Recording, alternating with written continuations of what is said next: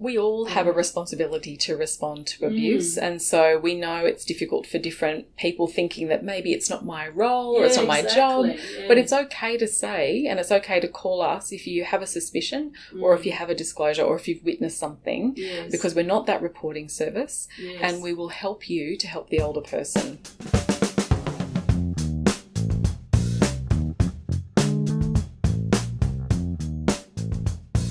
Hi, and welcome to Law for Community Workers on the Go. This is a series of podcasts brought to you by Legal Aid New South Wales. In each episode, one of us from the Community Legal Education branch will be chatting to experts on different legal topics. We're really excited to have you all listening today, and we hope that you'll learn something new and interesting. Hello everyone, and welcome to the Legal Aid New South Wales Law for Community Workers on the Go podcast. My name is Kerry Wright and I work with the Legal Aid New South Wales Community Legal Education team. I'm here today with Lee Critchley, a civil lawyer with Legal Aid, and Chris Matty, who works with the New South Wales Elder Abuse Helpline. Welcome, Lee and Chris. Thank you. Before we begin, I'd like to acknowledge the traditional custodians of the land we're recording on today, the Gadigal people of the Eora Nation, and pay our respects to their elders past and present. Today we're going to talk about recognising and responding to the abuse of older people. In particular, how you as community workers can assist with this, and what services you can access to assist you to assist an older person who you may believe or know is suffering from abuse. So what I want to do to start today is to ask both you, Lee and Chris, what you find most rewarding about the work you do with older people. So Lee, do you want to start? Yeah, the most rewarding thing is being able to help the older person when they really thought that there was no one that could really help them, and that they didn't think that they would be able to do anything to redress the financial abuse that they've suffered. And in my experience, the older people that have been my clients are some of the loveliest people, and they're also so sincere and appreciative of your assistance. Right. They're really. I've always had some really lovely people, and it can be quite heartbreaking what they're going through. Yes. But and there've also been some pretty strong people too that they've been able to keep going even though it's been very emotionally and financially devastating for them. So how long have you been working with older people? Well, probably 10 years in this job. Right. And before that, I was working at Senior Rights, so it's going back a fair way now. So you have worked with a lot of older people Yes. in lots of different legal situations. Yes. But here at Legal Aid, it's mostly financial abuse. It's financial abuse, and particularly for situations where the older person has lost their home, right, or in situations where they have moved in with their adult children, they've made a financial contribution, and then the relationship's broken down and the older person's been basically kicked out. Yes. And then those are the sorts of issues where Legal Aid definitely can step in and take some legal action on behalf of the older person. Yeah. Okay, thank you. So Chris, what about you? What do you find most rewarding about working at the Helpline? I think it's affecting a positive change in someone's life. It's really rewarding to be a part of that. But one of the things that we're always struck by is in speaking to an older person is actually when they've been heard. So people will say to us, "Thank you so much for listening. You're the first person I've told about my situation." Right. And I suppose being part of that very intimate conversation for us is really rewarding because they're actually able to disclose. They're able to get this off their chest, maybe for the first time. It may have been happening for many, many years. Yes. And actually helping someone to make a change in their life and to be part of that is really rewarding. Yes, Yeah. so then they realise they do have options. That's right, that there are choices, and helping people explore choices where they may have thought that they weren't able to make changes, or that changes were too difficult, or that it was going to be too disruptive to their family because it's happening in that family unit. Yes. And so they maybe never wanted to explore them. But, I think looking at those simpler steps first and supporting people to make those steps, it will make huge changes for somebody. So being part of that is a real privilege. Definitely. Yeah. And the Elder Abuse Helpline, that's been going since when did that It's start? March 2013, so we're now Right. 5 and a bit years old. Yes. And we are experiencing, approximately 300 phone calls per month now. Wow. From community members and professionals. Yes. About a fifth of our calls are coming from older people themselves who are experiencing abuse. Wow. And incrementally, that's going up by about 1% a year. It's usually that third party that lets us know something's not right for someone. Yes. But certainly when we do outreach, like at the recent Seniors Expo, we had so many people we connected with, and so many people who came up to us and said, look, there's something happening for a friend of mine. Right. Can we call you? Yes. So that they know that the service is available and they can reach out to us. So that recognition's There's really a recognition, growing, absolutely. the service. Yeah. And so is that funded by the state government, the Elder Abuse Helpline? Yeah, we're funded wholly by Family and Community Services. Oh, okay. And we're past the pilot. So we were a pilot for the first 3 years of the Helpline's life. Right. And so our funding is through to June 2019 at this stage. Okay. Yeah. Oh, that's good to know. Yeah. So today we're talking about something that's fairly topical. Some people may have already heard about the Australian Law Reform Commission inquiry into elder abuse. And this year we also had the National Elder Abuse Conference in Sydney. And at that conference, the Federal Attorney General, Christian Porter, talked about a national plan for elder abuse that's going to be developed this year. So why do you think elder abuse is such a hot topic? Do you want to start, Chris? Sure. I think it's finally getting the recognition it requires to, change people's lives. So much like broadly domestic and family violence was 20 years ago, it was under-recognised, under-reported.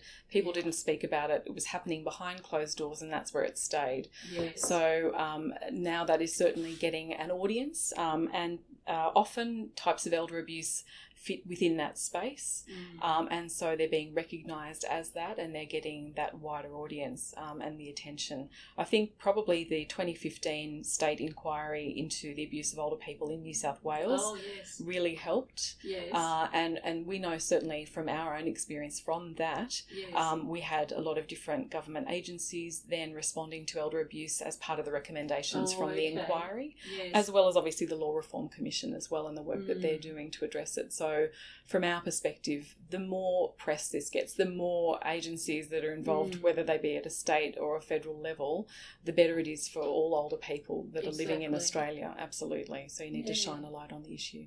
Okay. And what about you, Lee? Do you think elder abuse hot topic more than it has been in the past? Or? Well, I'm not exactly sure why it's a hot topic now, except that, there's demographic changes that are seeing that old people are living longer. Right. And so the longer you live, the more chance it is that you might get some cognitive impairment. True. And that there's an increased, like medical science is keeping people alive a lot longer. So there, and combined, I think, with the financial situation in relation to a generation where we always expected that each generation would do better financially than the last generation. But it would appear that this has changed, and that our parents perhaps, or the older people, their adult children may not actually even be as financially as well off as they are at the same age. And therefore there's more issues around the sort of sense of entitlement, and I'll talk about that later in terms of when we talk about who the abusers are. So let's talk about that now. So Chris, what is elder abuse and who are the abusers? Elder abuse is an act or a repeated act or a lack of appropriate action in any relationship where there's an expectation of trust, and this causes harm or distress to an older person. So that's the World Health Organization definition that we work under. Right. And I suppose what's most important as a takeaway from that is it's a trust relationship that's being breached. So trust relationships include any relationship with family, so that could be spouse, partners, husbands, wives. It could be children, it could be grandchildren, it could be daughters-in-law and sons-in-law. Right. And so I suppose Very it's very, very broad. But if you look at trust, it could also be paid workers working with an older person, so a care provider of some kind. It could be neighbours or friends. So it's implicit trust in that relationship as opposed to someone you don't know snatching your bag, which was an example we used in the webinar. Yes. And there isn't that relationship with that person. That is a crime that has been perpetrated, but it wouldn't be considered elder abuse. No. Okay. And the abusers, you were saying, is mostly family members in the statistics. Yeah, it's at 90% of our calls regarding an alleged abuser are family members. So it's mostly adult sons and daughters. So it's approximately 26% adult sons and 24% adult daughters. And many people are quite surprised to learn that females are equal in terms of alleged abusers to males, and it's the one form of domestic and family violence where they are. Yes. Yeah. And so I guess a lot of people might be surprised to hear that they are the main abusers of older people. So Lee, do you have any thoughts about what's behind this? Yes, I think that an expression's being coined. I'm talking in particular in relation to financial abuse, called inheritance impatience, and it's that, as I was referring to before. I mean, the people are living much longer than they did in the past. Like you can retire at 65, and you may be 30 years or 25, 30 years on the age pension, and they're, as I said, we've got a generation now that is perhaps not doing as well as their parents did, and that they may be struggling financially, and they see their older parents sitting in a property that's quadrupled or more in value, and they may think, they start to get this sense that, I'm already entitled to it. And they then can be capable of doing things that they normally might not consider, as they can rationalise them and justify them to themselves in some way.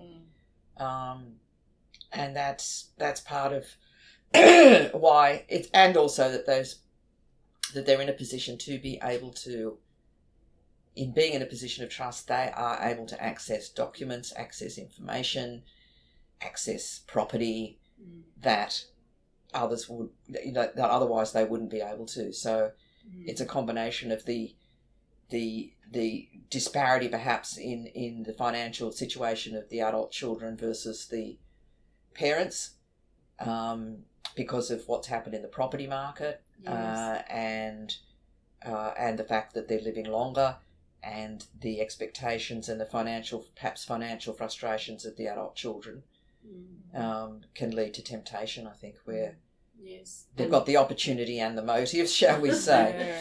And the power, if they've been given. And if they've been given the power and they've been given access to documents. And the older you get, the more chance that at some point you are going to suffer some sort of cognitive impairment. So you might be all right at 75, but at 90, if you live as long, that at some point you're really going to need help. Yes. And that's when the temptations are there. And so, Chris, Lee's talking about financial abuse. Is that one of the main issues that are raised with you on the helpline? It absolutely is, and I think that sad reality that people have become monetized. It's if someone can justify abusing a person, then that person almost drops away, the personality drops away, and they become the bank, basically bank of mum and dad. And that is all too you know, often the reality of the calls that we take.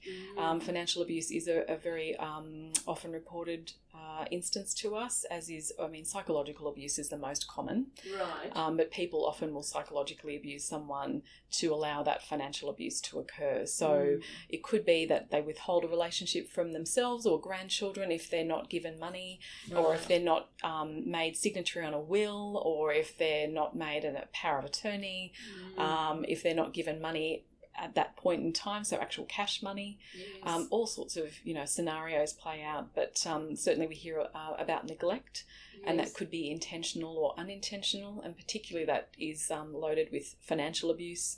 So if someone is managing someone else's money, they may be conserving that cash for themselves and not spending it on the services that mum or dad might require. Just give them the bare minimum. Absolutely, even less than the bare minimum, sadly. So it could be next to nothing, so that they can actually gain either from money or property, so some kind of asset. Okay. So just thinking about the people that you have recently assisted in your roles, and the people who then contacted you or alerted you to their situation, and how that might have been assisted if someone had alerted you earlier. Can you think of a situation, Chris, where someone's rung the helpline and you thought, I wish they'd contacted us, 6 months, 12 months ago? It's kind of got to a point where it's much worse for the older person. Yeah. We often have people that sit with the knowledge of something going on, but not doing anything for fear of repercussions for themselves. So if it was a worker, perhaps it could be that they fear that they might lose their job. And that can be a very real demotivator for people actually reaching out and letting people know that things are happening for an older person. If it just about anybody might be hesitant in actually putting their hand up at an earlier stage because they're not too sure. That can be another real reason why people don't speak up and speak out about abuse. And so there are so many different factors that would mean that people didn't do something previous to the point where we are now when we get that call. But we can always work with where we are. So it's never too late to call us. And we would always suggest to people, if there is a concern, call in the first instance, if you can. But, call us when you can. Yep. And what about you, Lee? Have you sort of got... I suppose that sometimes the situation where, for instance, somebody you may observe that there are certain problems in relation to, that the person's bills don't seem to be paid or whatever. Sometimes if that's the beginning of it, but if we see them and already all the assets have been dissipated, that it's too late. It can be too late to recover them. Yes. Yeah. Because once they've, it starts off. It may start off small, but then get bigger. And the sooner you get onto it, the easier it is to at least prevent some of the total loss of the person's assets.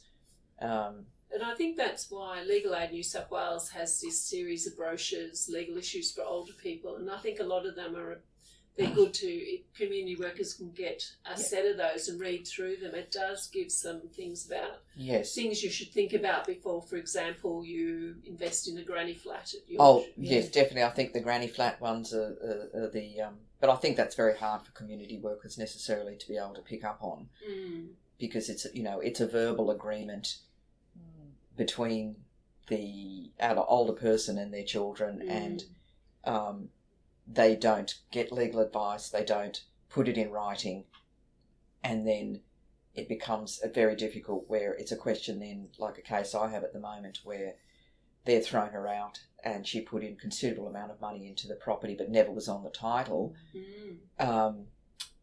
But they're saying, well, it was a gift. Yes. And there was never any agreement between us that you would be a part owner in this property or have any rights to this property. And that can be, the nature of being a he said, she said scenario can just make it that much more difficult. I guess with community workers, though, if they hear the older person telling them they're thinking about doing this, Indeed, they yes. could say, "Oh, well, have you been You to really see a need to lawyer get some advice. independent Yeah. Why don't you advice?" talk to? I mean, they could even get, a half-hour session with Legal Aid, where we'd have an opportunity to talk them through the risks and pitfalls of such an arrangement. Yeah. Without any sort of Without- documentation Yeah. in place. Yeah. And you're right, that is where it might be a little bit too late for, an intervention. However, we would suggest to people, if we look at early intervention or prevention, to try and put things in writing. We know it's family and that you get a verbal agreement and that's okay, but consider putting things in writing, consider getting legal help. Yes. Actually to make those decisions for yourself, just to keep yourself safe if something should happen, rather than assuming something bad will happen. Yes, Yeah. exactly. Yeah. And making sure it's independent Yes. legal advice, not necessarily the lawyer that the son or daughter That's right. is using. Or the member of the family that happens to be a lawyer. Oh, yeah, that's true. Which we hear about that too. other scenario. So, and just in terms of elder abuse, both of you, do you think that it affects people across all communities and cultures? It's not just restricted to rich people, for example, or not rich people? It's more the people that it does affect more often are not the rich. Right. It's the asset rich, cash poor person on an age pension that actually has something that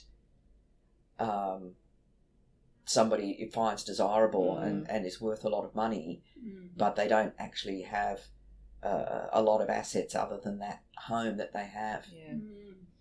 Because the rich are usually a lot more canny and probably have continual legal accounts and legal representation and that sort of thing. Right. Whereas it's the person that's their only asset is their home, and maybe they've got the age pension, and perhaps they've got some other belongings and stuff that may be worth some money, but their prime asset is their house, and it can affect. I mean, it's also across community groups. I mean, in my experience, it's been people from a lot of different national backgrounds, ethnic backgrounds.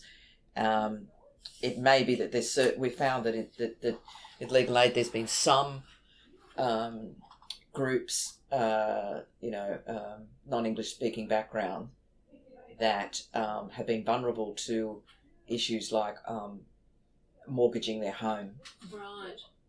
and the benefits of that going to their children. Yes. Partly because perhaps their English isn't that great, they're not able to really comprehend or read the documents, and they may just be perhaps a little more feeling that that they're obliged to help their family, but it's not just, it's people across lots of different community and cultural backgrounds. Yes. It's this dynamic between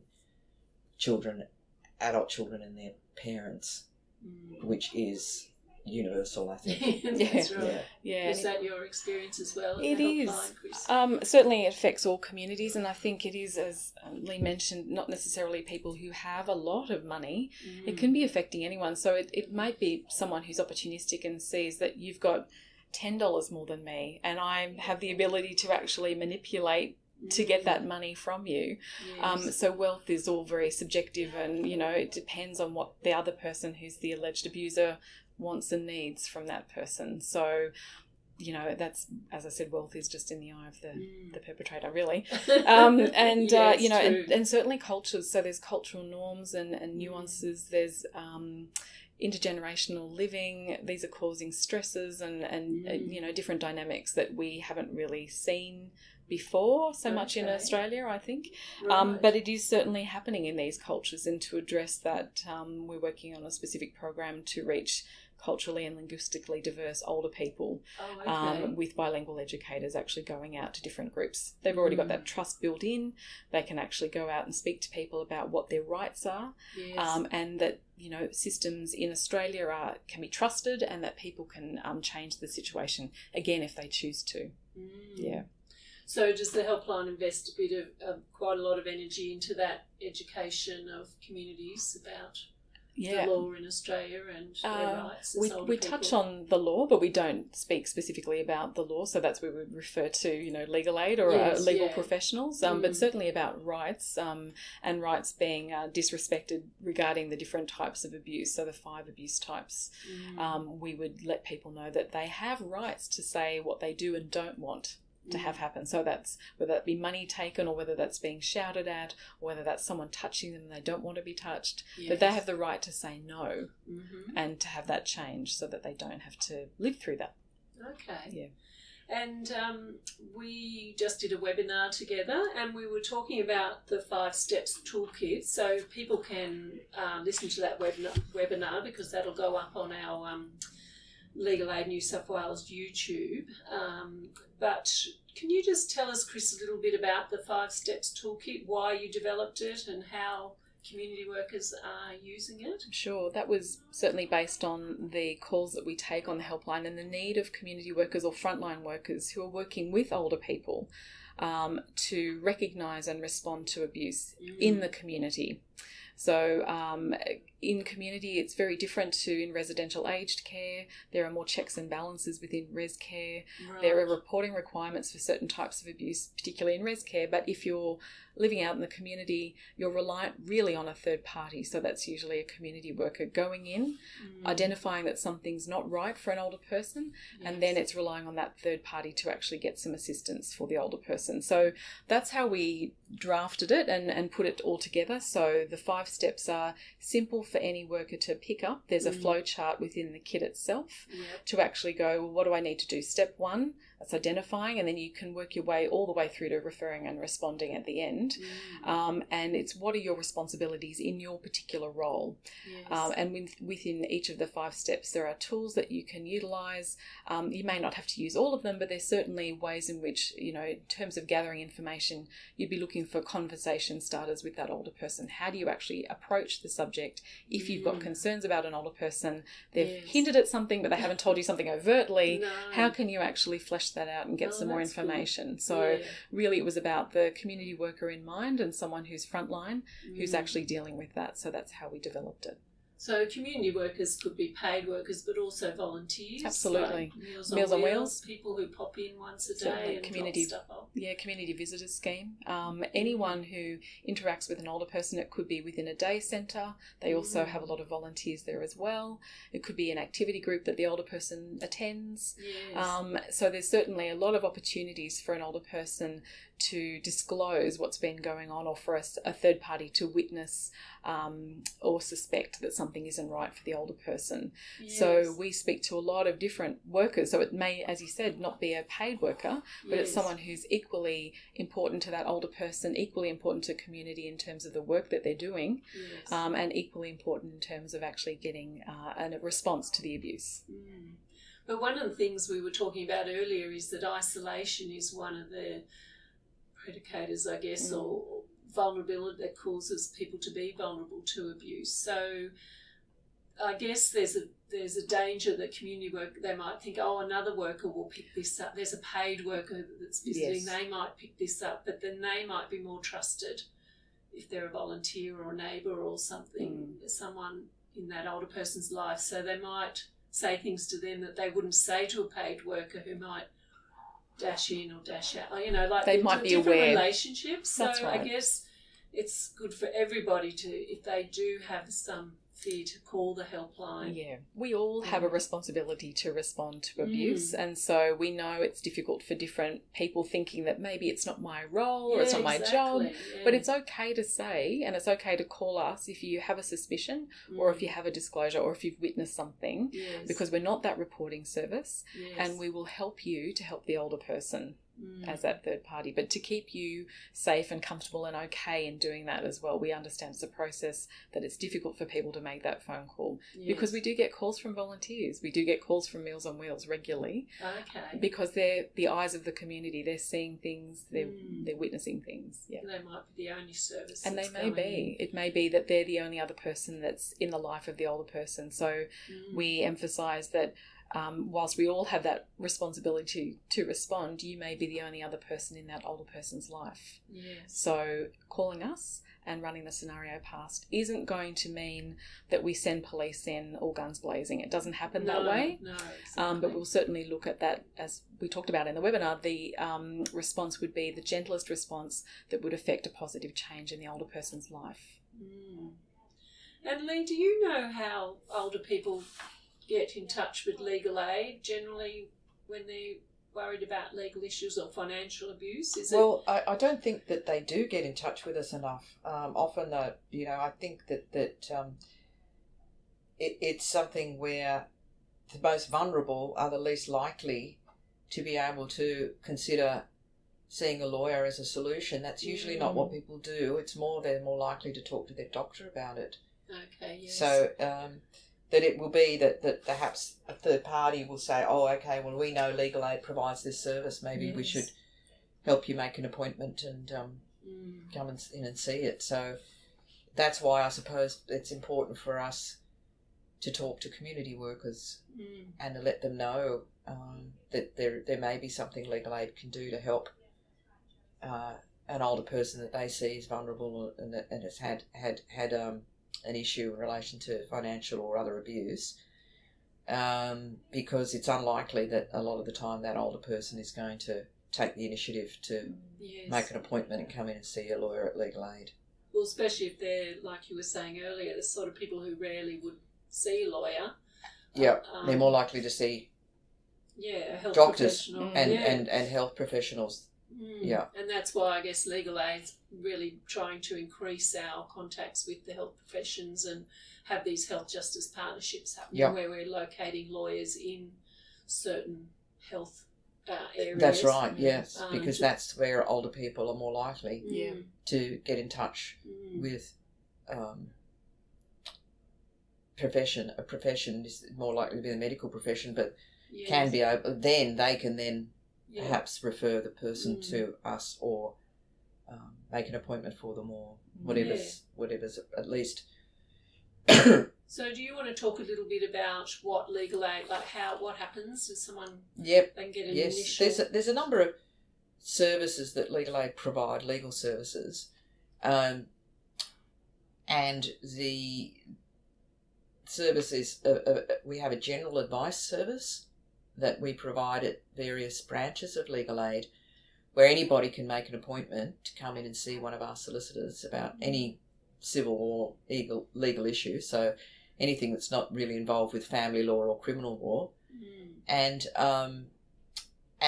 then at that point there can be an assessment about whether the legal problem that the person has is something which legal action court action can be taken, and then whether in their particular circumstances they would be able to get a legal aid lawyer to act for them and take the other party to court. Then the other area of service we provide is something we call minor assistance. So it's something more than advice but less than legal representation, where maybe in situations we could make a phone call on someone's behalf, we could write a letter, just find out a bit more information for them, maybe give them some contacts to support services, or possibly if Legal Aid can't help, there may be what we call a pro bono legal service, whereas there are lawyers that in the private sector that are prepared to give up some of their time to provide free legal representation for what they consider to be people who otherwise can't get aren't entitled to legal aid and can't afford to pay for their own legal representation. Right. So, but people can get that initial advice, just make an appointment. Make an appointment, yes. Yes. Yeah. And there's a number of other legal services available to help people, like Seniors' Rights Service. They do legal advice over the phone. They do, yes, and I think they do minor assistance and some advocacy as well. Yes, yes. So there's a few options there. And just in terms of the helpline, Chris, is there things that the helpline can't help with that people need to be aware of? There are a few areas that we can't help with. We're not our reporting line. So if someone calls us, they're not reporting abuse to us. We have a discussion regarding the concerns. We're also not an investigative body. So we don't go out to an older person's home and see how their living situations are. That said, though, we'll try and connect people to services that can. Yes. So if that's appropriate. Yes. Yeah. And then also in terms of residential aged care, if there's abuse being perpetrated in res care, and it's being perpetrated by another resident or by a staff member, depending on who calls us. Yes. If it's a staff member that calls us, we would put them in touch with the health mandatory reporting line for physical and sexual assault. Right. But if it's a member of the community who calls us and things aren't right for them, we would suggest they'd obviously speak to the res care manager, and then they can also call the Aged Care Complaints Commissioner, which is a federal agency, Right. which investigates reports of mistreatment within res care of Okay. all types as well. Okay. Yeah. So who are the people who call the helpline then, mostly? It's mostly community and professionals. We get broadly, community could be family members that are concerned. Right. Usually we get another adult son or daughter calling us about their sibling who they feel is an abuse perpetrator. Right. And so we talk through them various steps about how to, support the older person and take the next step to improve their life. For professionals, it could be a matter of working as a virtual colleague, modelling conversations, working out a plan of action, so things that they may have already thought to do or maybe hadn't thought to do, so we try and work out what could they do to support that older person that they're working with. So yeah, it's pretty much 50-50 in terms of our calls, but 20% of our calls are coming from older people directly who are experiencing abuse. Oh, okay. Yeah. So they're being proactive. So they're being proactive. Looking at their options. But it usually is a third party that ends up calling us. So it usually is another service, or it will be a family member who's concerned about the situation for their mum or dad or grandparents. Yeah. I'm just thinking, Lee, that we haven't really talked about capacity at all yet in our conversation today. Yes, yeah. Well, so, because I think that's important that community workers are aware of that capacity is an issue both with lawyers and I guess the helpline in thinking about strategies. So do you want to talk a little bit, Lee, about capacity in the legal briefly context? Capacity in the legal sense really is talking about a person's ability to make decisions that are informed decisions, that they understand the implications of the decisions, the choices they're making, and they can weigh those up and they can communicate those decisions. And so the law assumes that all adults have capacity to make decisions until proven otherwise. But of course we can lose our capacity through illness or injury, and we do need to make a distinction between levels of decision making. So say for example financial decision making, you may be able to, even if you've got say a diagnosis of dementia or it's early onset dementia, you still might be able to make some decisions, but less complex. But if it's more complex decisions about finances and shares and investments, that may be something you don't have the capacity to do. So it is something that depends on the decision that at hand. But generally, it's going to be a question of how you respond will depend on whether the person has capacity or not. Because if you do have capacity, that the adult, you're an adult, you can make decisions. Sometimes other people wouldn't agree with them. You can make decisions, say for example, where you choose to stay in an abusive relationship because you have reasons such as you want to keep that relationship, you don't, other matters like that. That is something that essentially you have to respect the older person's right to make a decision, even if it's not one that you think is in their best interests. However, it changes when the person does not have the capacities in unable to make those decisions. It's then about, well, does someone need to step in and be their decision maker? And if so, who will that be? Yes. And or there may be decision makers that they already have in their lives that you may observe as being people that are abusing that position. And those sorts of issues can end up being decided by the Guardianship Division of the New South Wales Civil and Administrative Tribunal. Yes. And who is finally the arbiter about whether somebody, A, lacks capacity, needs a decision maker, and ultimately who that decision maker will be. So, Chris, people at the Helpline can help people who call them about this issue as well with capacity and what the process is if they do have concerns about that decision maker that Absolutely. might be abusing their powers. I would second everything that Lee just said. And in terms of a response that we might offer, it would be very different based on someone's capacity to make decisions for themselves. So, of course, if depending on the scenario, we would suggest maybe could we speak with the older person directly if we're not talking to them, so we can discuss what they would actually like to do or not do about a certain situation. But certainly to the caller we would offer certain suggestions. If there isn't capacity, and then we would look at, is there a substitute decision maker that's been appointed either in terms of guardianship or financially, so a power of attorney or a financial manager. And if that person is the abuser, then looking at instances where you could actually appeal that through the New South Wales Civil and Administrative Tribunal, but maybe looking for some legal support before you do this. So it could be calling Law Access to get in touch with Legal Aid to ask questions about that from a legal specialist. So you work closely together then we in do. that regard? That's right. So we're a generalist service, we're a referral service, and we work very closely with Legal Aid and other services to support older people in the community. Yes. And being generalists, we know a little bit about a whole lot of different areas. Yes. And so when it comes to a legal matter, we don't give legal advice because we're not lawyers. Yes. And so we would refer to Legal Aid. Yeah, excellent. Yeah.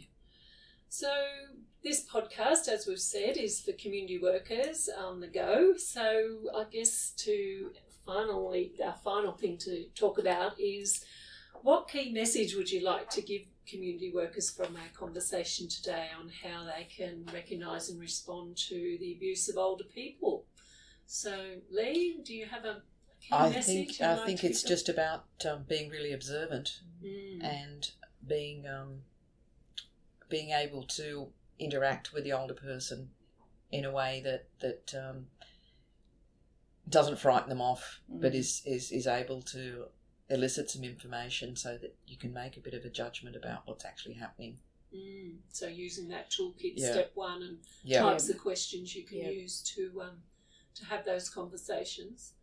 And Chris, do you have a final key message? A takeaway would be if you suspect something is happening for someone, if you haven't witnessed it, firsthand, but someone is disclosing something to you, or that just doesn't feel like something is right for a person's living conditions or with a relationship with a family member or friend, say something.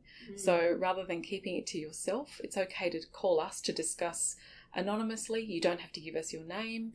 Okay. We can run the scenario with you, so we can actually look at how we can help that older person. But even if you just sort of think something's a little bit off, it's okay to call with a suspicion. Right. Please call us. So we're there to support people. Well, that's fantastic. We're lucky in New South Wales. Is there elder abuse helplines across Australia? Or? There are versions of helplines. So some services, like Victoria, I can think they have a seniors' rights service, much like we also have here. So it's legal and advocacy. Queensland has a helpline, much like us. And every state and territory has something that's similar to a helpline. If it doesn't work directly like a helpline model like we do, there is certainly a service that older people can reach out to within that state or territory. And I guess the same with Legal Aid. We have Legal Aid is replicated in all the different states and territories. So if people listening to this podcast have family members interstate, there are other services that they can get in contact with. I guess if they call the helpline. I was going to say, if they call us, we've got all the numbers. We've got a pin board that's got those numbers on it, so we can actually give those numbers to people so that they can make contact. Yeah. And I think all the different legal aids have their websites, but Law Access, I'm sure, would have phone numbers for interstate agencies as well. So thank you, Lee and Chris, for coming in today and sharing your knowledge with community workers on the go who are listening to this podcast. We're going to say goodbye now, and we look forward to welcoming you to our next podcast.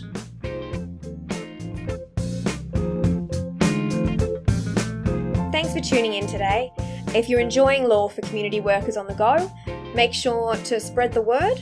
And if you have any feedback or even topic suggestions, please get in touch with us via email. Our address is cle@legalaid.newsouthwales.gov.au. We'd love to hear from you. So until next time, thanks again from the CLE branch here at Legal Aid New South Wales.